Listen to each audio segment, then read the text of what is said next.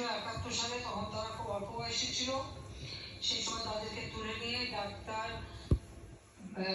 বিশ্ববিদ্যালয়ের শিক্ষক, ইঞ্জিনিয়ার, সাংস্কৃতিক কর্মী এদেরকে তুলে নিয়ে তাদেরকে নির্মমভাবে হত্যা করে। 10 ডিসেম্বর থেকে এই বুদ্ধিজীবী হত্যা শুরু হয়। 25শে মার্চ 71 সাল থেকে গণহত্যা শুরু করে। যারা সাধারণ ভারতবাসী এবং সকল মুক্তিযুদ্ধকালীন সময় যে 30 লক্ষ শহীদ, তাদের প্রতি আমি শ্রদ্ধা জানাই জাতীয় চার নেতার প্রতি।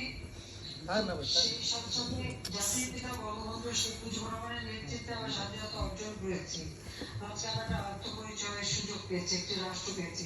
আমি জাতির পিতা বঙ্গবন্ধু শেখ মুজিবের প্রতি শ্রদ্ধা জানাচ্ছি জাতীয় চার নেতার প্রতি।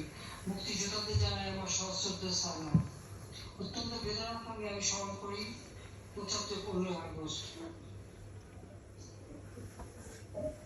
ধানমন্ডি প্রতিষ্ঠা বাড়ি, যে বাড়ি থেকে জাতির পিতা বঙ্গবন্ধু শেখ মুজিবুর রহমান স্বাধীনতার ঘোষণা দিয়েছিলেন, যে বাড়িতে আমার বাবা বঙ্গবন্ধু শেখ মুজিব, আমার মা বেগম ফজিলাতুন্নেছা মুজিব, আমার 3 ভাই মুক্তিযোদ্ধা ক্যাপ্টেন